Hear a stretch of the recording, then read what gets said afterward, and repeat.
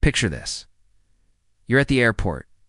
Your flight is boarding soon, and your phone is clinging to life at 2% battery. Spot a free USB charging port at the gate and breathe a sigh of relief. But hold on, don't plug it in just yet. What? You could be walking straight into a trap called juicejacking. Criminals are getting really sneaky. They can modify those public USB ports to do more than just charge your device, while you think you're just getting some power.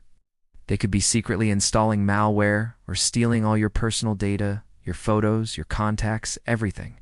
It's a digital pickpocket that happens right under your nose. So what's the solution? It's surprisingly simple.